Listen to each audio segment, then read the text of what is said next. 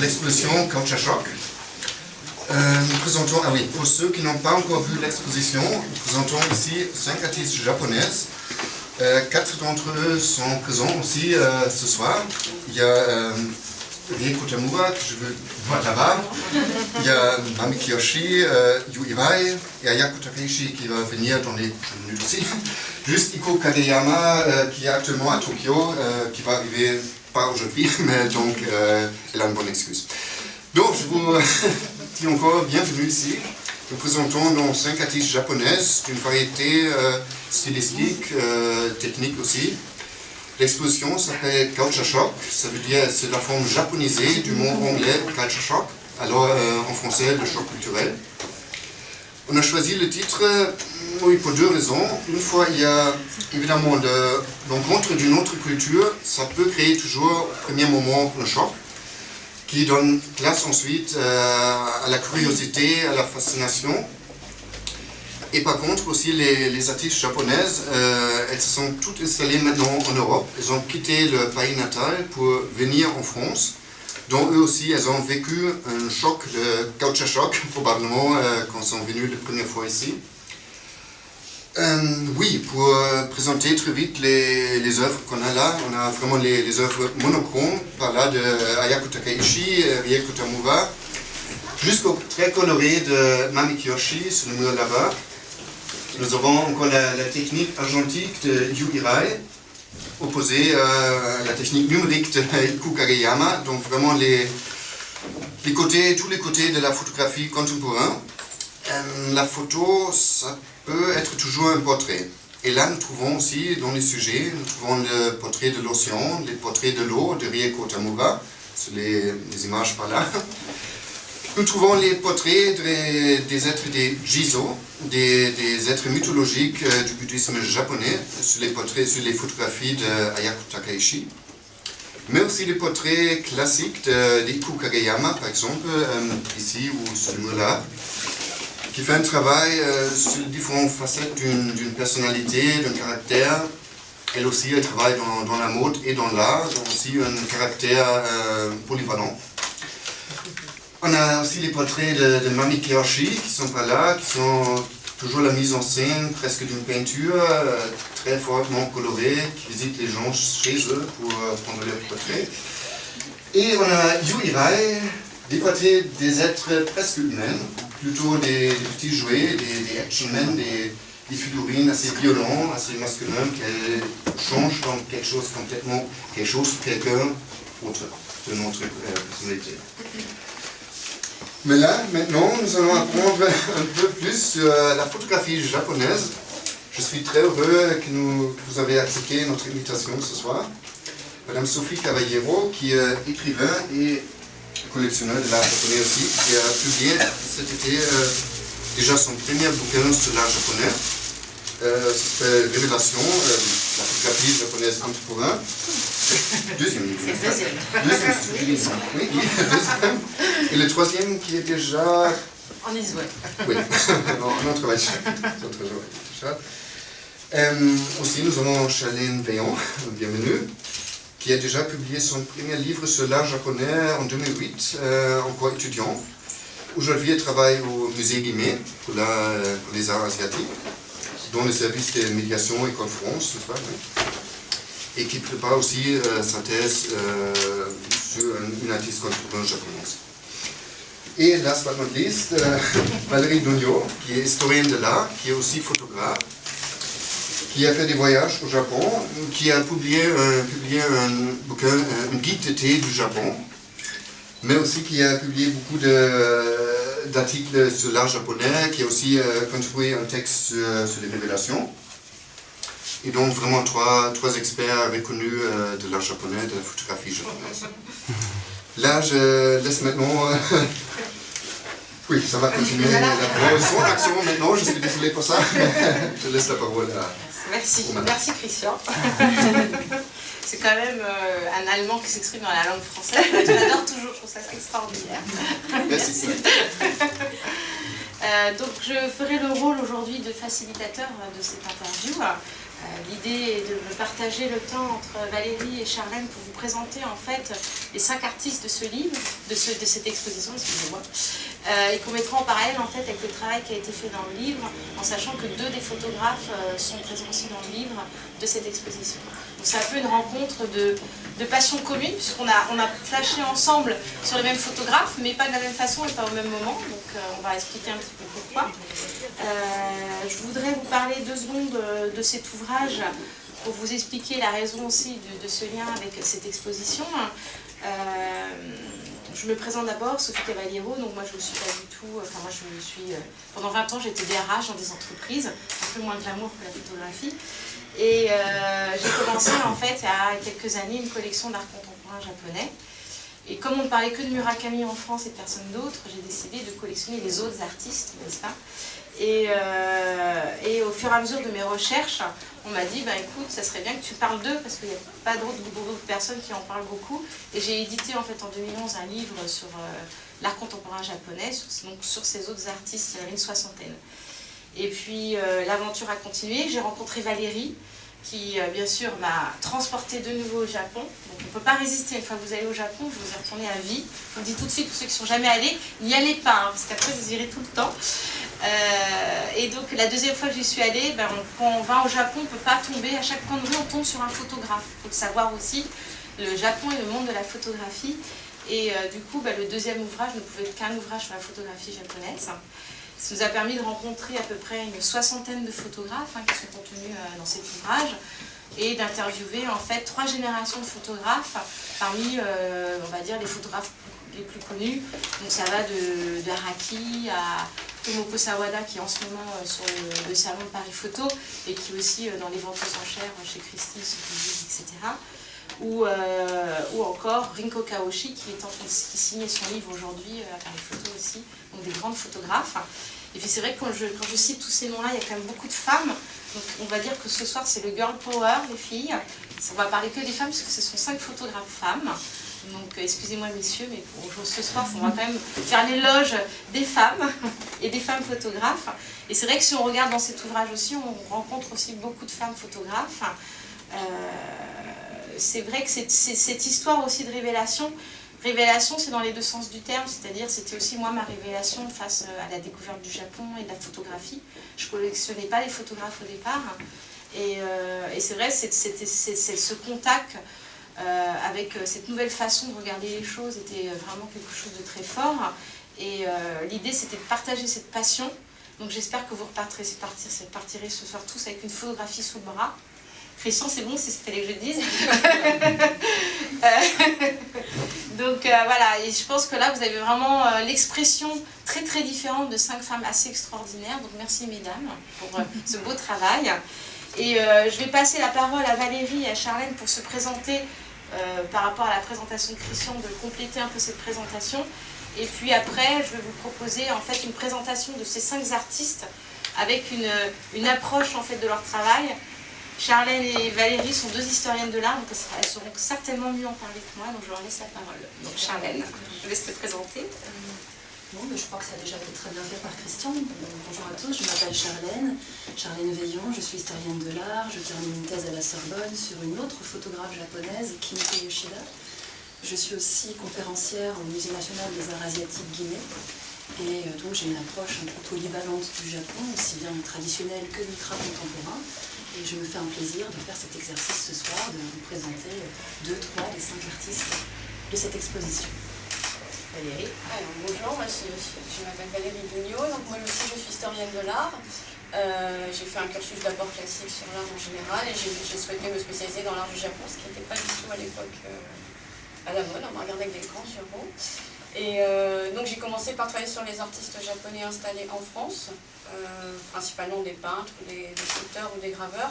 Et c'est vrai que petit à petit, au fil des années, j'ai rencontré beaucoup de photographes, j'ai commencé à travailler avec une association de ma région d'origine, la région lilloise, organisation d'exposition de photographes japonais. Donc de fil en aiguille, j'ai avancé de plus en plus dans le domaine de la photo et qui maintenant occupe la plupart de mes activités, qui me passionnent beaucoup. Voilà, et donc j'organise, je suis à la fois auteure et organisatrice d'exposition. Et donc on a parlé aussi d'un livre sur l'été du Japon, ça n'a rien à voir, mais donc j'essaie d'explorer des facettes très, très larges de la culture japonaise. Merci Valérie, merci Charlène. Juste pour commencer à introduire les artistes, ce que je voulais juste vous dire, c'est que quand Christian et Takeshi sont venus me voir, hein, ce que j'ai trouvé extraordinaire, c'est qu'on ne s'était jamais vu avant. On avait fait notre projet, eux, leur exposition et ce livre, un peu de la même façon, c'est-à-dire que tout d'abord c'était de la passion, c'était de l'amour profond pour ce qu'on voyait et pour les artistes et pour le travail qui était mené. Donc c'est vrai qu'on va dire que Paris Photo c'est plutôt le marché de l'art, donc c'est plutôt business. Là ce soir, là, pendant une demi-heure ensemble, on va parler d'amour de la photographie et de la photographie japonaise. Et je crois que c'est vraiment ce qui a orienté le choix de cette exposition, de vous montrer quelque chose, un regard croisé de 5 personnalités totalement différentes, avec 5 expressions, on va dire, différentes photographiques. Nous, on a été un peu plus loin, vu qu'on a fait une soixantaine, mais au final, c'est le même exercice, c'est la même passion qui nous a conduits tous. Et je suis très heureuse de présenter ce livre ici. Et plus que Paris Photo, alors il y en a qui certains vont me dire, mais j'ai déjà signé au Grand Palais, mais là j'étais très heureuse aujourd'hui de signer ici, d'accord? Donc voilà, ça me fait très plaisir. Et surtout de défendre en fait une photographie aujourd'hui qui n'est pas bling-bling, qui ne se veut pas statut social, etc., mais un vrai amour en fait du Japon et de la vraie création, je dirais, dans le sens où on cherche vraiment des voies différentes pour de montrer les choses. Donc voilà ce que je voulais dire, qui est très personnel. Maintenant, ce que je vous propose, c'est qu'on voit en fait les 5 artistes à travers des regards différents. Donc, ce que j'ai fait, c'est que je demandais à Charlène et à Valérie en fait de me dire un peu, parce que c'est vrai qu'une chose qu'on oublie, c'est que quand on est regardeur, hein, quand on regarde une œuvre d'art, chacun on va voir tous des choses différentes. Et personne n'a raison, personne n'a tort. En fait, ce qui est génial là-dedans, c'est qu'on a tous raison pour une fois, parce que d'habitude sur le sujet, il y en a qui ont tort, il y en a qui ont raison. Sur ce sujet-là, tout le monde a raison, ça va être sa propre interprétation, avec sa culture, son éducation, son regard, etc. Donc je vous fais partager aujourd'hui, j'ai la chance d'avoir Charlène et Valérie pour vous partager ça. Je suis sûre qu'après ça pourra générer d'autres discussions, parce que vous aurez certainement vu autre chose. Donc n'hésitez pas à la fin à poser des questions et à intervenir. Donc tout d'abord, ce que j'aimerais voir avec vous, c'est la photographie d'Ayako, qui se trouve sur ce livre-là. Et je me suis permis de demander à Valérie de nous dire quelques mots. Je ne sais pas si Ayako est arrivée. D'accord, donc ce qu'on fera, voilà, voilà, donc quand elle viendra, on la surprendra en lui disant mais vas-y, parle-nous de ton travail. En général, pour les artistes, c'est très difficile, donc on va peut-être pas l'embarrasser trop, mais par contre, si vous voulez lui poser des questions à la fin, il n'y aura aucun problème. Donc je laisse la parole à Valérie. Donc Ayako Takahashi est une artiste qui travaille sur le motif, hein, vous l'avez vu, c'est des sujets qu'elle trouve, je suppose, au hasard de ses promenades. C'est vraiment une imprégnation avec la nature, une rencontre avec le monde. Alors là, c'est une série sur les jizo, qui sont des petites sculptures qu'on rencontre un peu partout au Japon, qui sont vraiment... Enfin, moi, ça me passionne, le jizo, parce que je trouve que c'est vraiment une expression de la culture japonaise. C'est un bodhisattva, donc c'est une figure bouddhique, mais c'est le protecteur des voyageurs, des enfants, alors des enfants vivants ou morts aussi, des âmes des enfants morts. C'est en fait Jizo, c'est le bodhisattva qui va accompagner les âmes des morts jusque devant le roi des enfers et les protéger. Alors, quelque part, c'est un peu le Saint-Christophe japonais, c'est le protecteur des voyageurs.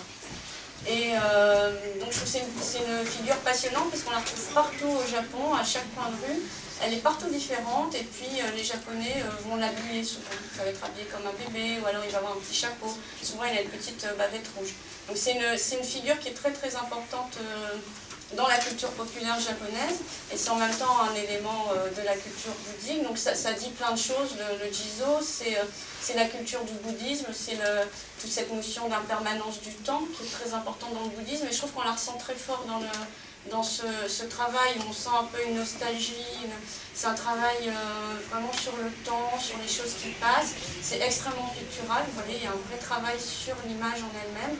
On a vraiment des formes de travail très très différentes. Là, on est dans quelque chose, entre guillemets, assez classique et qui rapproche vraiment la photographe de toute la tradition picturale. D'ailleurs, c'est une chose qu'on a notée dans les artistes qu'on a rencontrés. Il y en a qui sont vraiment sur l'immédiateté, qui est la photo, la tradition d'Aido Moriyama, par exemple. On va prendre les photos de son temps.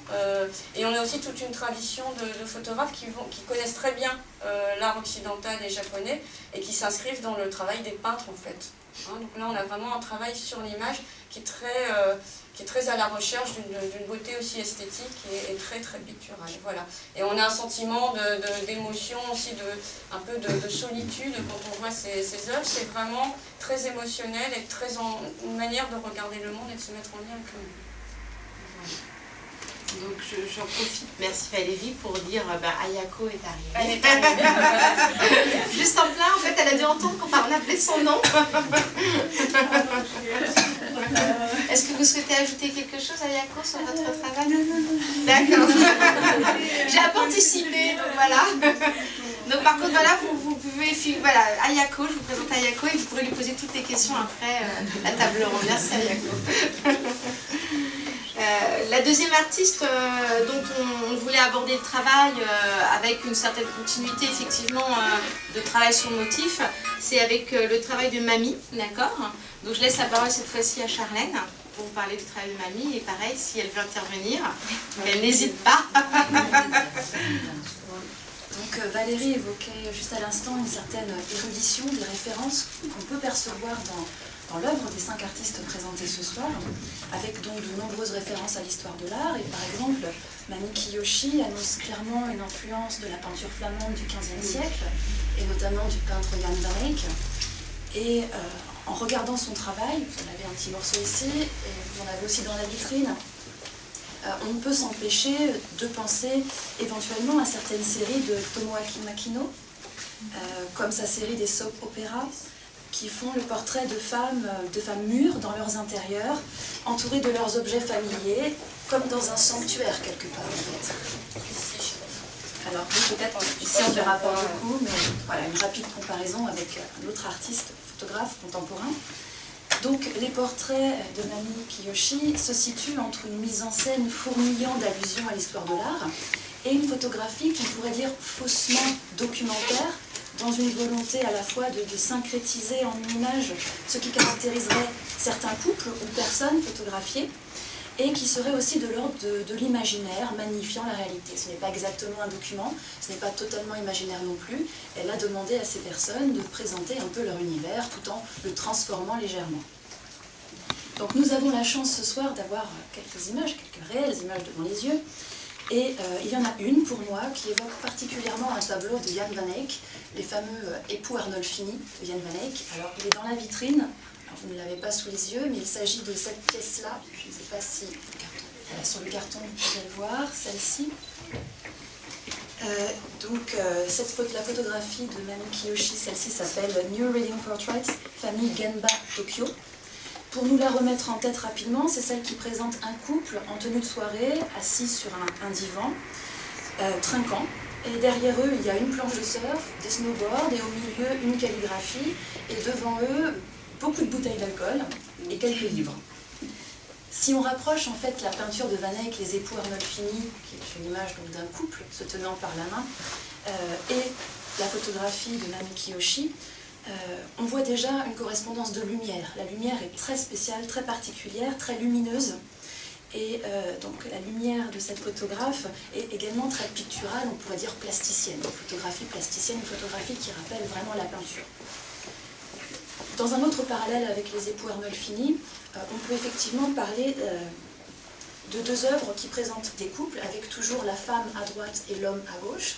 Dans les 2 cas, le couple tend la main pour se tenir la main chez Van Eyck et pour trinquer avec de l'alcool chez Mamie Kiyoshi. Ensuite, dans la peinture flamande du XVe siècle, ils ont toujours été forts, plutôt les Flamands du XVe siècle, et non pas leur peinture, étaient très fiers de leurs intérieurs, avec une grande richesse du mobilier, des bibelots. Et dans cette œuvre de Mamie Kiyoshi, on retrouve aussi cette tendance à vouloir rendre la richesse du décor. Van Eyck a peint des meubles, un lit à baldaquin, un lustre, des vêtements, des chaussures, un miroir, etc. Et Mamie Kiyoshi accentue encore le fait en multipliant, en sclérosant l'espace, on croule sous les objets en fait. Ces objets du quotidien, donc chers au couple, d'après la démarche de Madame Kiyoshi, donc la planche de surf, les snowboards, les livres, la calligraphie, mais toujours des objets modernes et internationaux, puisque par exemple il y a un mélange de bouteilles de saké, mais aussi de spiritueux occidentaux. Mais c'est surtout en fait la disposition de la calligraphie dans cette image.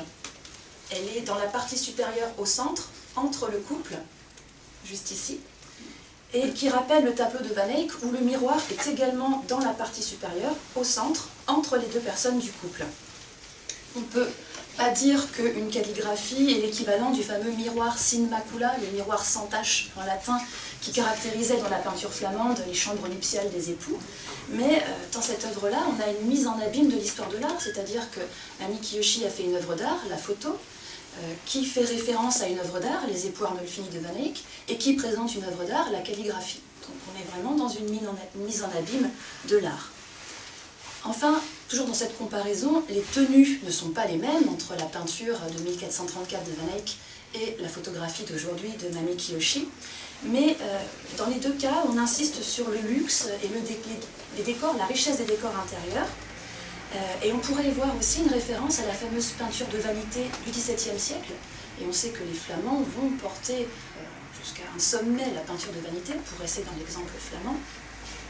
Mais là où la peinture de vanité au XVIIe siècle montrait des crânes, des squelettes, des miroirs, une bougie, des bourses pleines d'or, ici, chez Mami Kiyoshi, on a plutôt des nouveaux symboles de la vanité, qui ne sont plus une condamnation des plaisirs terrestres ou du côté vain de la vie, mais plutôt des plaisirs modernes, toujours quelque peu vains quand même. Par exemple, on peut voir des livres au premier plan de la photographie, donc un symbole de la connaissance, mais en réalité ce sont surtout des mangas, d'après ce que j'ai pu voir. Bon, voilà. On voit aussi de l'alcool, beaucoup de bouteilles d'alcool, ce qui se rapporterait à la tentation, au plaisir de la bouche, dans l'esprit des vanités. On voit aussi des attributs du sport, la planche de surf, les planches de snowboard. Donc la planche de surf, c'est l'attribut du sport en tant que richesse économique. On a les moyens de se payer ce genre de sport. La planche de surf ayant remplacé le manteau en hermine qui symbolisait la richesse dans les tableaux de la peinture flamande du XVe siècle.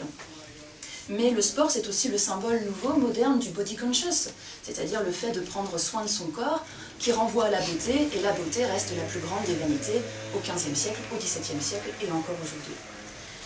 La plupart des photographies de Mami Kiyoshi présentées ici montrent tout un tas en fait, de décors, et ce sont les objets de ce décor qui sont importants, peut-être même plus que les corps humains, peut-être même plus que les personnes, parce qu'ils nous documentent, mais ils sont tout de même détournés, tout en restant dans une lignée avec l'histoire de l'art. Et je crois que j'ai déjà beaucoup parlé de Mami Kiyoshi. N'invitez jamais une historienne. Vous savez, pour la soirée, on est jusqu'à minuit, hein, je ne sais pas si on vous l'a dit. Bon, c'est un plaisir de l'écouter. Merci beaucoup, Charlène. La troisième artiste dont on souhaitait vous parler, donc, qui malheureusement est à Tokyo, enfin heureusement pour elle puisqu'elle travaille, donc c'est Iku, hein, qui était là au vernissage la semaine dernière. Moi je veux dire un tout petit mot sur Iku parce que c'est vrai que Iku, en fait, moi c'est une des premières photographes que j'ai collectionnées, donc c'est vrai qu'il y a un petit coup de cœur là. C'était un jour de ma vie où j'étais en train de faire un choix de vie très personnel et très important. J'étais en train de changer de vie et je tombe sur la photo d'Iku, qui est une photo faite en fait à Fukushima, où on la voit accroupie, en train de se poser la question de ce qu'elle va faire, et puis on la voit sauter par-dessus la barrière. Et ce jour-là, j'ai pris la décision de sauter la barrière. Donc merci Iku, parce que plus je ne le regrette pas d'avoir sauté la barrière. Donc voilà, je voulais juste faire ce petit commentaire personnel, parce que je crois que la photographie, c'est aussi pouvoir s'identifier. Vous avez eu un aperçu d'une perspective d'historienne avec Valérie et Charlène, mais c'est vrai que la première émotion qu'on peut avoir vis-à-vis d'un photographe et qu'on a envie d'acheter sa photo, c'est qu'on pense à soi, on s'identifie proprement à soi. Et je ne vous dis pas ça de façon anodine, c'est que je crois qu'aujourd'hui, la photo d'Iku, je crois qu'elle a cette grande contemporaine, enfin elle est vraiment dans l'ère d'aujourd'hui, dans le contemporain, parce qu'elle parle de nous. Et je crois que chacun qui peut regarder une photo, vous avez notamment la photographie là-bas, en fait, souvent dans un café, j'ai envie d'être dans ces deux positions. Donc je crois qu'elle est assez vraie par rapport à ça, dans le sens où elle parle de la femme d'aujourd'hui. Tout à l'heure je parlais du girl power, je crois qu'elle est vraiment le symbole aujourd'hui de cette femme moderne qui voyage, elle est à Tokyo pour un shooting, demain elle sera à New York, et je crois qu'elle montre vraiment cette image de cette femme. Je vais demander au nouveau à Charlène de parler, donc mettez votre chronomètre en marche. Non, je la charrie, mais avec plaisir qu'on va l'écouter. Donc pour l'œuvre de Iku Kageyama, comme pour celle de Mami Kiyoshi, il y a tellement à dire qu'il est difficile de sélectionner quelques pistes, mais si on devait en citer quelques-unes, je pense qu'on peut évidemment parler du rapport à l'autre, au double. Vous avez notamment les deux œuvres ici, qui sont de Iku Kageyama, avec la double présence. Donc le rapport au double, à l'autre, le rapport à la mode aussi, et le tout sur un fond toujours d'histoire de l'art, parce qu'il y a aussi des parallèles intéressants avec d'autres artistes à faire. Dans la plupart des photographies exposées ici de Iku Kageyama, la figure féminine est rarement seule. On a un cas ici, mais moi je vais m'intéresser davantage aux deux photographies que vous avez ici au centre, où la dame, la personne est double, elle se dédouble, dans une série intitulée Rebirth, ici numéro 2 et 4. Il y a une femme active, marchant, une autre qui est attablée, réfléchissant, et leur double est écroulé, soit par terre, soit sur la banquette, peut-être même morte, on ne sait pas si elle est inconsciente ou morte, puisque les yeux sont ouverts, par exemple. Il y a en fait une première opposition ici qu'on pourrait caractériser par vie, mort, ou animé, inanimé, si on le voulait. Mais au-delà de l'opposition type, on peut dire qu'on a en fait deux choix, deux possibilités, deux options proposées aux regardeurs, deux options interprétatives notamment. Ce thème du double fait écho à un concept japonais important, notamment développé par l'école de Kyoto et leurs héritiers, celui du double visage, ou plus précisément l'idée du visage et de son masque. Il s'agit d'un concept concept japonais, basé sur l'idée qu'il y a le visage intime, celui qu'on a plutôt de façon privée, et celui qu'on aurait en face publique ou bien masque public. Alors, visage, face, masque, c'est extrêmement difficile parce que si on veut traduire le terme japonais exact, sora, qui signifie visage en japonais, peut aussi se lire omote, la face dans le sens de visage, et également men, le masque, ce qui couvre le visage. Donc en fait, face, visage, masque, c'est une même notion, c'est un même kanji. Des philosophes comme Tetsuro Watsuji, membre de l'école de Kyoto, dans son ouvrage Mento Persona, le masque et la persona, pas personne, persona c'est un concept assez important, ont développé donc cette idée d'un mélange indifférencié en une même personne du visage, la face intime, le siège de la personnalité, et de son masque multiple, surface temporaire, changeante, liée à un moment particulier de la relation à l'autre. Ces façades ou surfaces, qui sont en fait des visages, sont donc changeants ou réversibles. On peut voir dans les doubles propositions de Iku Kageyama une illustration en fait de ce concept quelque part. Il y a à l'image ou dans la réalité toujours la personne que je souhaite être ou que je montre au public et ce que je suis réellement, parfois tout autre, mais davantage intime. Par exemple, dans cette série qui s'intitule Rebirth, donc Renaissance, on fait état de cette possibilité d'être autre, de renaître autre. Et c'est le poète Arthur Rimbaud qui disait « Je est un autre ». Et c'est un peu ce que l'on peut voir dans les photographies de Iku Kageyama, en fait. « Je et l'autre ». Cette photographe, elle dit travailler entre l'art et la mode. Et comme j'ai peu de temps, je ne peux pas vous faire l'historique de ce que serait la photographie de mode, qui n'est pas non plus la photographie de Iku Kageyama. Par exemple, ici, il n'y a pas une volonté de mettre en valeur des marchandises dans un but commercial, par exemple. Mais on pourrait aussi envisager son travail, dans ce qu'elle dit de mode, comme en fait une mode sociale, une mode comportementale, quelque part la mise en lumière d'une typologie sociale qu'elle révélerait dans ses photographies. Et je pense ici notamment à un parallèle avec une autre photographe japonaise qui s'appelle Miwa Yanagi. Et je trouve que certaines photos de Iku Kageyama font énormément penser à la série Office Ladies de Miwa Yanagi. Une série qui parle des fameuses Office Ladies. Ces Office Ladies, ce sont ces femmes employées le plus souvent à temps partiel au Japon pour accueillir les gens, les saluer poliment par un joli sourire, les diriger si besoin dans les magasins par exemple, et dont le charme est l'atout principal. Elles ont un uniforme, ce sont des photocopies les unes des autres, et ce rôle passif les cantonne surtout au rôle de potiche en fait. Et Miwa Yanagi, dans sa série sur les Office Ladies, leur a rendu hommage et les a présentées comme des bouquets de fleurs dans leurs uniformes rouges, bleus, verts. Et elle les a aussi représentées un peu comme des fantômes qui errent dans des lieux un peu indéterminés, non distincts. Et cette photographie, je crois qu'elle est là-bas. Voilà, la photographie blanche ici. Donc cette fois-ci, ce n'est pas une femme et son double, mais des doubles multiples qui se passent dans un espace blanc à colonnes indéterminées, me fait énormément penser à ce travail sur les Office Lady, où il y a une femme qui porte une robe rouge ou une robe noire, et elles errent comme des fantômes dans cet espace. Maintenant, j'aimerais vous présenter au travers de la perception de Valérie le travail de Rieko. Alors, Rieko, en fait, c'est assez étonnant parce que, en fait, je l'ai longtemps cherchée pour la mettre dans mon livre et je la retrouve ici, donc je suis très heureuse de la retrouver. Et c'est vrai que ce travail, on va quitter un petit peu, je dirais, les hommes un petit peu, mais pour mieux les retrouver. Alors Valérie, je te laisse la parole. Alors, Rieko Tamola, c'est intéressant parce que j'avais le derrière, le logo si vous voulez regarder l'image. C'est intéressant parce que par rapport à Rieko, elle a aussi commencé dans la photo publicitaire. Mais vous voyez qu'on arrive à un résultat complètement différent. Alors on pourrait avoir aussi l'impression d'une photo justement plus dans la tradition picturale, comme on l'a dit tout à l'heure, qu'on rapprocherait peut-être plus de celle d'Ayako. On a aussi là dans ces paysages une interrogation sur tout ce qui est forme mystique de la nature. Donc on retrouve le bouddhisme, aussi le Shinto, toutes ces philosophies ou ces religions en tout cas qui s'intéressent ou qui ont un grand respect de la nature, qui sont influencées par un respect de la nature.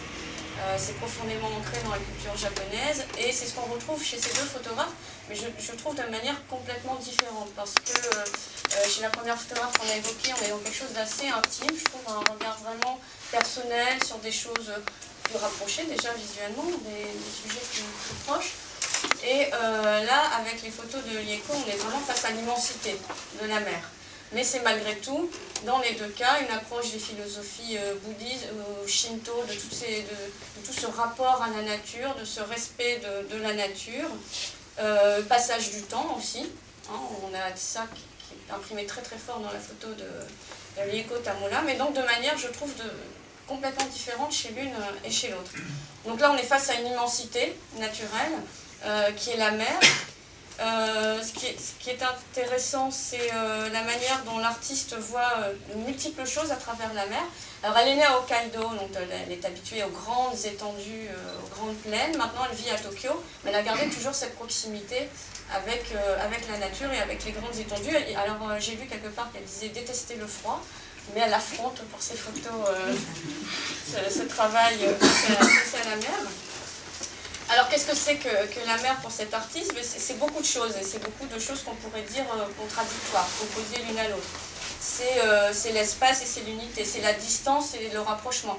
C'est une grande surface qui va à la fois rapprocher les gens et les séparer. C'est quelque chose qu'on pourrait voir comme immobile et qui en même temps en perpétuel mouvement, en perpétuel changement. Ça aussi c'est très imprégné dans la culture dans les cultures asiatiques en général. Le temps est toujours changeant, c'est un éternel renouvellement, c'est ce concept d'impermanence du temps dont on parlait tout à l'heure.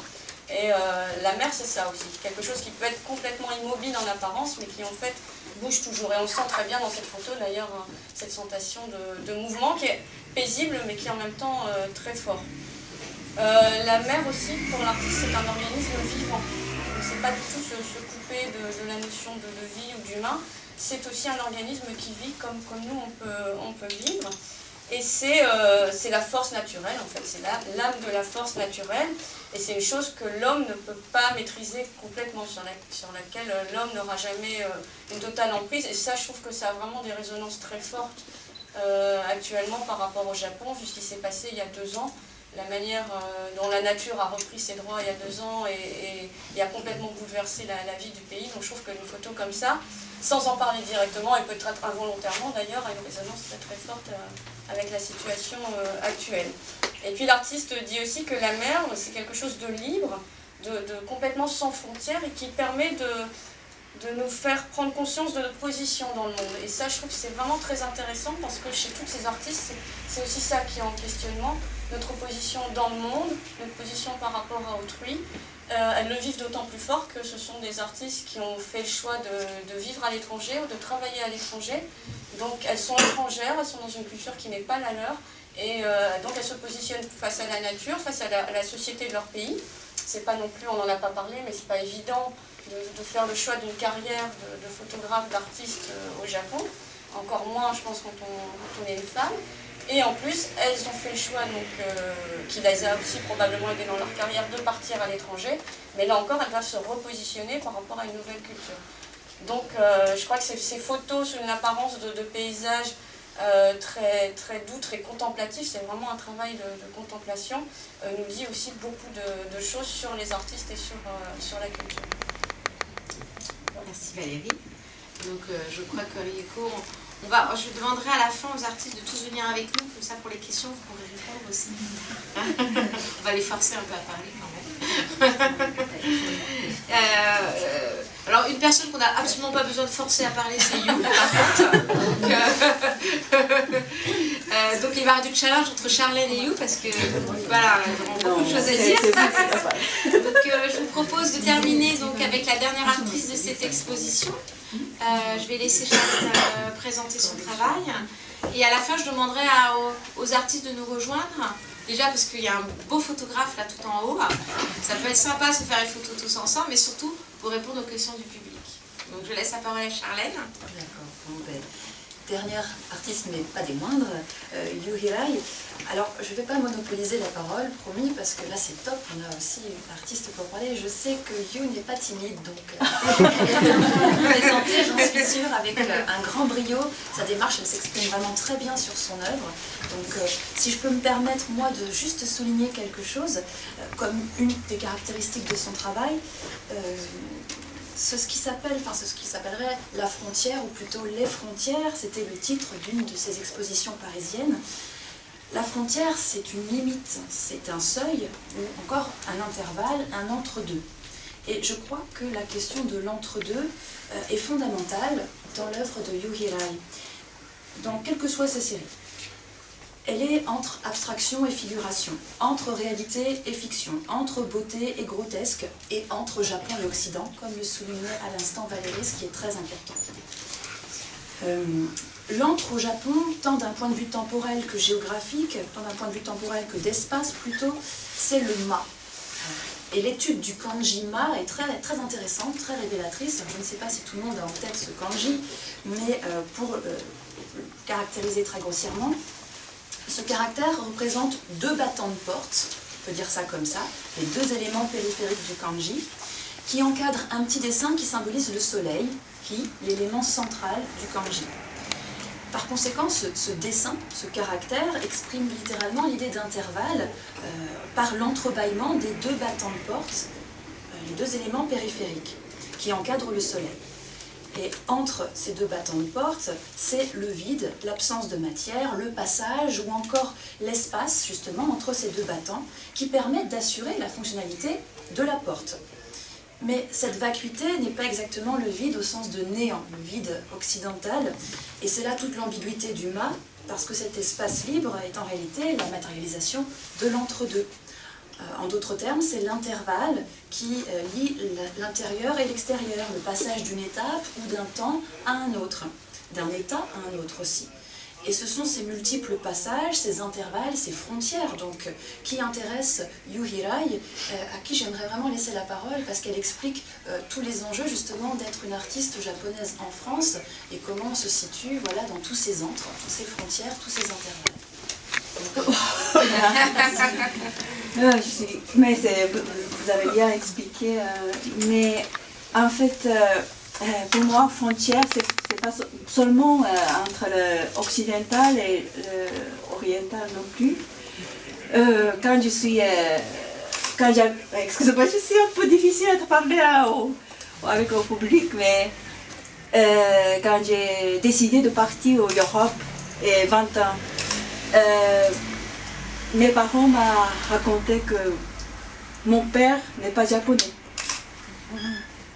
Et il est cassé son nationalité. Alors, ça c'était vraiment, pour moi, c'est quelque chose de très choquant. Je ne peux pas raconter trop de détails parce que ça devient trop histoire romaine. C'est ça qui vient vraiment le thème de frontières. Mais je n'ai pas rendu compte de travailler sur les frontières. Mais en travaillant, je me suis rendu compte de cette histoire qui m'a fait vraiment toucher et tout était vraiment la frontière. C'est-à-dire que entre la nationalité et le pays, il y a beaucoup de problèmes dans le monde maintenant aussi. Et c'est ça qui est... Mais c'est vraiment pas évident sur mon travail et c'est ça un peu... ça me gêne aussi. Mais j'ai pas tellement envie de faire des documentaires non plus. C'est vraiment... C'est le voie très très long d'expliquer cette histoire. Mais j'aimerais bien continuer. Et j'ai pas osé de dire cette histoire, mais c'est la première fois que je ose au public. Ah bah merci.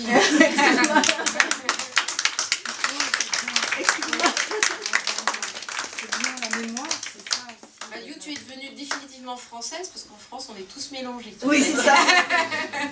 Moi j'ai un grand-père africain, une arrière-grand-mère russe, etc. On se mélange. Mais au Japon c'est pas... Bon, on est mélangés aussi, mais on se cache, on ne peut pas dire. Ça c'est ça qui est le problème au Japon. Toujours les deux visages. Ouais. Face publique, et il faut cacher, et puis il faut être japonais. C'est ça le problème. Maintenant, tu es définitivement française, bienvenue parmi nous. Merci en tout cas, You. En tout cas, tout se sent très bien, même dans cette nationalité Action Man ici. C'est un Action Man maquillé, déguisé en femme. On est aussi dans la notion de gender, le féminin, le masculin. Ça aussi. Entre les deux, entre le grotesque, la beauté, entre la guerre et puis le côté ironique et rigolo. On est dans les frontières, ce sont les frontières et pas la frontière. Oui, sur les papiers, je dois marquer femme ou homme. Et je me demande, qu'est-ce que c'est parfois. Peut-être aller au Tibet, parce que c'est le troisième sexe. Mais on peut être du troisième sexe, allons-y, allons tous. C'est comme ça. Les Onagata au Japon aussi, les hommes. C'est ça, on arrête ça. Le théâtre qui sont plus femmes que des femmes, donc on est aussi dedans, il y a une tradition aussi là-dedans. Merci à Charlène et You. Est-ce que c'est possible que Ayako, tout le monde vient ici maintenant après You, vous venez. Donc Mamie, vous pouvez venir ici. Ce que je vous propose maintenant, c'est de laisser la parole aux gens qui sont venus vraiment très sympathiquement venir nous voir. Et si vous avez des questions, je vous propose de venir répondre. Venez avec nous comme ça, parce que je sens que Taïchi va être très frustré si on ne vient pas faire une photo ici. Parce qu'il est quand même tout là-haut, je sais pas si voilà, venez. Ayako, vous pouvez venir. Je vais venir. Surtout que vous allez quand même avoir des femmes sublimes tout ensemble. C'est bon.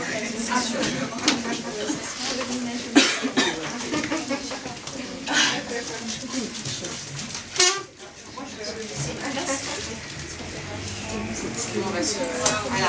Donc, ce que je vous propose à tout le monde, c'est que tout à l'heure je parlais de girl power. Donc là, vous voyez, on est même pas en force, on est en majorité puisqu'on est que des femmes. Plein de femmes différentes. Je crois aussi qu'aujourd'hui, ce que je trouve assez intéressant, c'est que quand j'ai fait mon premier ouvrage sur l'art contemporain japonais, ce que j'ai adoré là-bas, c'est que j'ai rencontré plein d'artistes femmes. Et j'aime aussi l'art en France et j'avais peu rencontré d'artistes femmes. C'est vrai qu'il n'y en a pas tant que ça en France, en fait, paradoxalement. Hein. Donc j'ai eu ce plaisir-là. Je voudrais qu'on applaudisse en fait toutes ces femmes qui ont fait des choses super ce soir.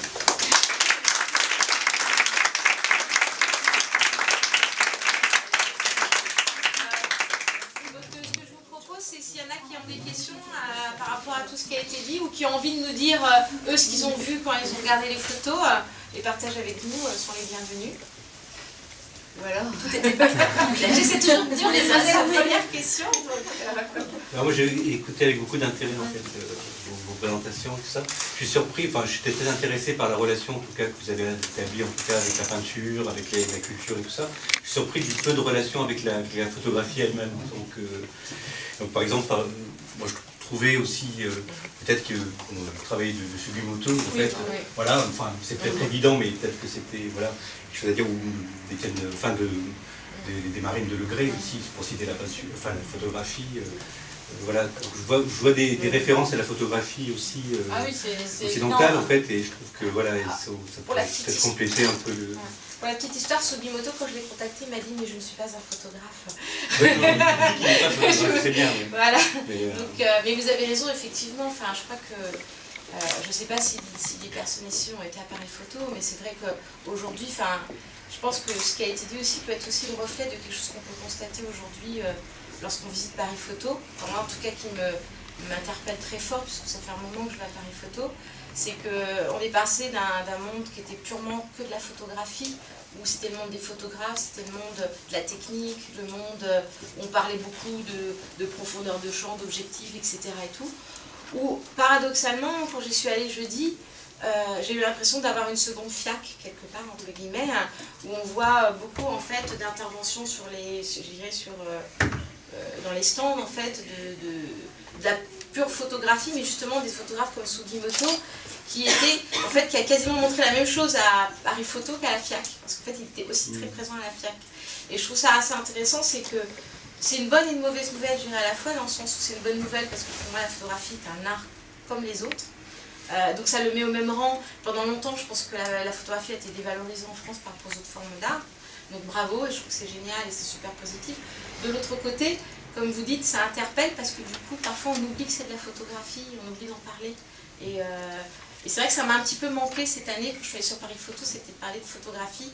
Ce que j'avais eu, lorsque j'ai rencontré les photographes, ils m'ont parlé tous de plein de choses. Parfois j'étais là, je ne comprenais rien, je disais, s'il vous plaît, traduisez-moi, qu'est-ce qu'il veut dire, qu'est-ce qu'il veut dire. Et je crois que c'est vrai que c'est aujourd'hui, je pense que c'est aussi le reflet de ce qui est un peu en train de se passer en ce moment. Est-ce que c'est bien ou pas bien? Je sais que on était à Arles, il y a eu beaucoup de discussions autour des rencontres d'art, aussi du devenir de cette manifestation et tout. Et je crois qu'aujourd'hui, on a un grand moment de chambardement justement sur la photographie. Merci de le dire en tout cas. Les références sont là, ça c'est vrai. Après, chaque regardeur voit ce qu'il veut voir. Non, mais je rigole parce que Non, en fait, pour la petite histoire, j'ai fait exprès de ne pas citer ce qui je ne voulais pas... Non, mais le grès, par exemple, le grès, les marines de la vague, par exemple. Oui, tout à fait, mais c'est vrai que après, je ne sais pas, la photo, le paysage marin... C'est la question que je voulais poser, en fait. Est-ce que c'est un peu une... On va laisser parler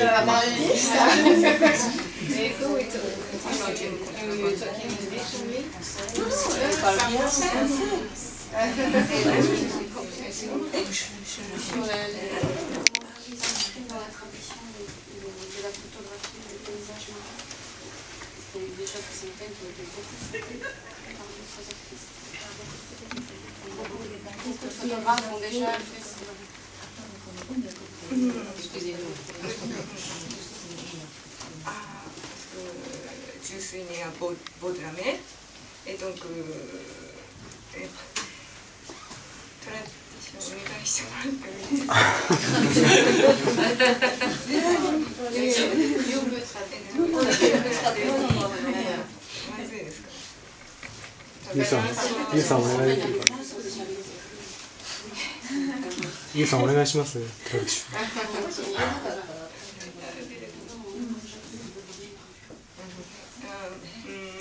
そう私はその海沿いの町で育ったんですけれども、Elle est née près de la mer, et puis... ah, mais c'est lui qui peut traduire aussi, non?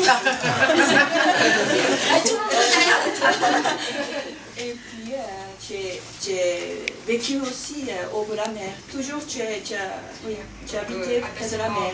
おじいさん代まで漁師だった。 Ah, son grand-père, jusqu'à son grand-père, la génération de son grand-père, il était pêcheur. だからすごい海はとても身近なもので、 Oui, la mer est quelque chose de très proche. すごく自然に表現の手段として海を選んだのはすごく自然なこと。 C'était vraiment naturellement, elle a choisi le thème de la mer. C'était pas quelque chose de concept. C'est vraiment naturellement qui est sorti de. で毎日見ている海でも時間や本当にとても異なっていて。 Parce que comme elle vit près de la mer, donc elle voit tous les jours la mer, donc elle voit des différences. Tous les jours c'est différent. La mer, mais quand même, c'est ça qui est, ça t'intéresse aussi, non? Voilà. Merci. Est-ce que des personnes? Oui. je suis pas. C'est la première fois que je vois des photos à l'exposition. Et puis j'ai beaucoup aimé. Et évidemment, comme vous avez dit tout à fait au début, il n'y a pas de vérité. Chacun a sa vérité, chacun a son prend ce qu'on recherche. Alors, j'ai beaucoup aimé. Et par rapport à l'explication que vous avez faite en son nom, c'est l'espace, frontière. Alors, donc, justement, je n'ai pas vu comme ça votre frontière, ça je comprends. Je n'ai pas vu comme ma, parce que le ma, j'ai compris à travers de musique. Le top, la traduction. Entre deux pôles, Ah ouais. c'est le ma, c'est là qu'on exprime le plus par rapport aux deux notes. Silence. Oui. Alors, c'est pas le silence non plus. Non. Alors, donc, il me semble, comme je ne suis pas artiste, rien du tout, mais il me semble que vous cherchez le vrai ma entre les deux frontières. En fait, vous n'avez pas encore. J'ai l'impression qu'il y a quelque chose qui touche trop. Oui, Entre les deux éléments. Vous comprenez ce que je voulais dire? Mais la frontière n'est pas une ligne, ça peut être un entre-deux bien rempli de plein de choses. Oui, c'est ça. C'est justement le mât. Oui, ah oui, d'accord. Alors donc moi je vois à partir du côté musique. Donc je n'ai pas compris. Il y a un deuxième point que j'aurais voulu poser à vous la question de cette comment ça s'appelle? Le visage à l'omène, à ses suites, il y a deux visages. Et vous avez dit c'était plutôt, vous avez dit Kyoto. L'école de Kyoto. Hein? L'école de Kyoto, c'est l'école de Kyoto. C'est l'école de Kyoto, c'est par rapport à la photographie ou bien par rapport à la philosophie? Philosophie, herméneutique, philosophie, et c'est leur discours en fait pourrait trouver une illustration dans ces images-là. Mais c'est de la philosophie, l'école de Kyoto. Ah oui, d'accord. C'est la philosophie de l'époque de Taisho. Ça va de Nishida, Nishida et tout. Oui, début du XXe siècle. Jusqu'à aujourd'hui. Oui. C'est les survivants, les héritiers aussi, jusqu'à aujourd'hui. D'accord, merci. Est-ce que d'autres personnes ont des questions? On vous remercie beaucoup en tout cas de votre attention. Et puis ce que je vous propose, c'est maintenant dans un moment informel, si vous n'avez pas osé poser votre question devant tout le monde, ce que je peux comprendre parce que parfois on n'ose pas, les artistes sont à votre disposition pour discuter avec vous si vous le souhaitez. Et on vous remercie beaucoup de vous être déplacés et d'être venus voir. Et on vous laisse profiter encore un moment pour regarder les photographies. La seule chose qu'on va vous faire, c'est qu'on va vous voler les chaises, parce qu'il faut qu'on les rende. Voilà. Mais sinon, le reste, vous pouvez rester ici et regarder les photographies. Et sinon, on vous remercie beaucoup. Je voudrais quand même faire un deuxième, c'est un peu comme vous savez au César, il faut remercier des gens. Alors je vais jeter tout faux si je le fais pas, donc je vais le faire tout de suite. On va remercier quand même, et on va faire un grand bravo, parce que moi je suis très admirative, parce que je ne saurais pas le faire, à Takeshi et à Christian, pour tout le super travail qu'ils ont fait. Vraiment.